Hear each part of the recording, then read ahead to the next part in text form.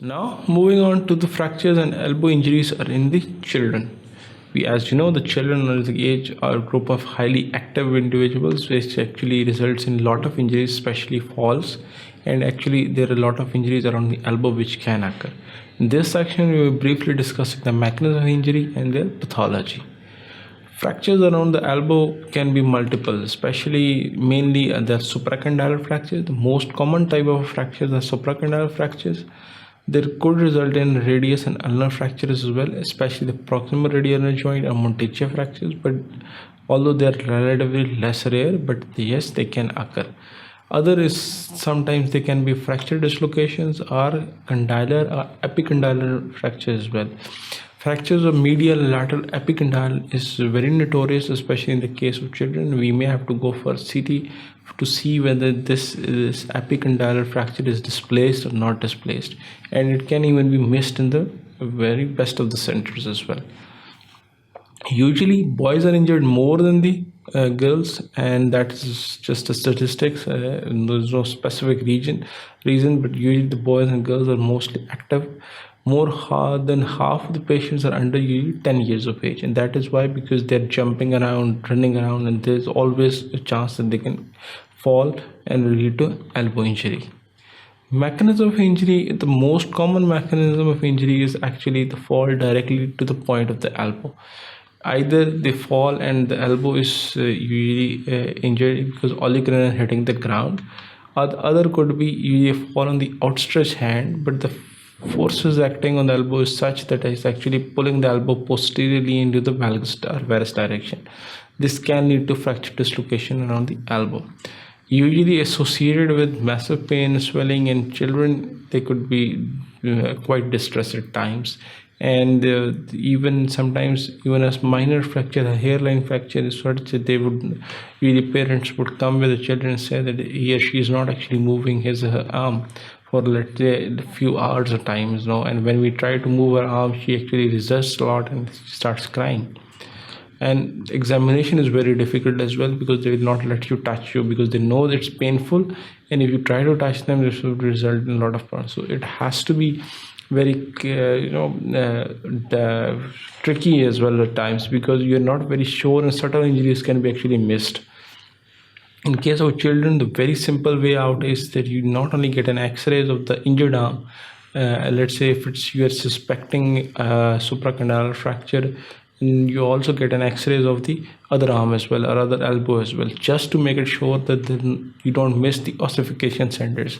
And sometimes the ossification centers actually look like a fracture as well, so you have to be very sure that this is the ossification center or not as well. Now coming to the other mechanisms of injury, usually one has to be very sure, especially with the clinical examination, that it's not associated with neurovascular injury, and secondary ossific centers are not actually taken as fractures on the x-rays. And the best way is to just get if you're suspecting supracondylar fractures of the left elbow, just get an x-ray of the right elbow as well, and that would tell you what's the situation of the right side as compared to the left side. Now, how to know whether it's an ossification center or this is likely a fracture? There is a very simple mnemonic. There are multiple structures which are actually ossification center appear, and that mnemonic is cry tall.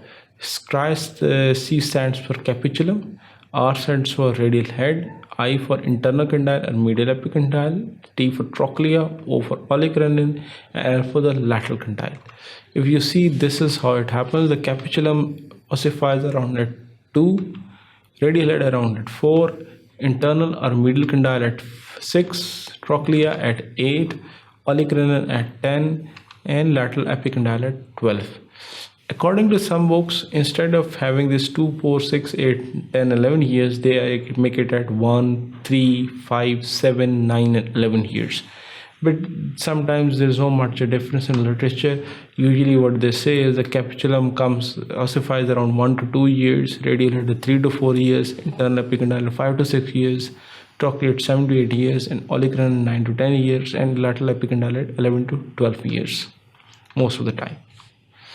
Now coming to the mechanism of injury and pathology, how to see whether in the children, the important point is epiphyseal displacements, especially the physeal injuries and Salter-Harris class injuries especially comes in.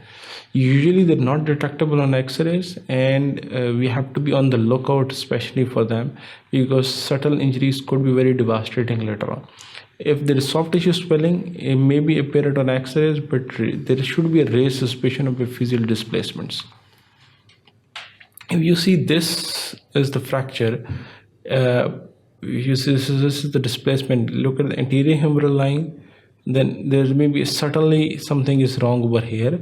And if on AP view, you can appreciate there's a line going like this, and probably this is the supracondylar fracture. Although it's undisplaced one and supracondylar type 1 most of the time, but you have to be evaluate axis in case of children very carefully.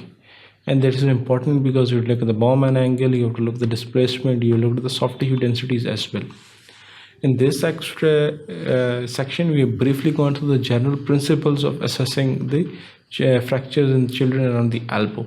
We need to look at the history, examination them carefully, and sometimes the examination may be very difficult as well. So the best practice is to give, when you're getting an x-ray of the injured limb, always get a x-ray of the opposite limb as well, of the same joint, so that you can assess the completely.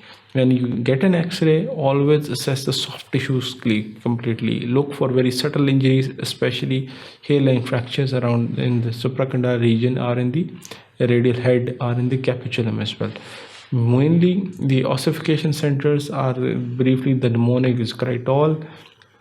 That is, a capitellum appears at 1 to 2 years, radial head 3 to 4 years, then comes the internal epicondylar at 5 to 6 years, and then trochlear at 7 to 8 years, and coming to the Olecranon, it is 9 to 10 years, and usually the lateral epicondyle is last to appear.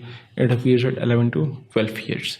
This is something we need to remember, especially when we're actually assessing the elbow of the children. Thank you very much. Keep watching sqadia.com.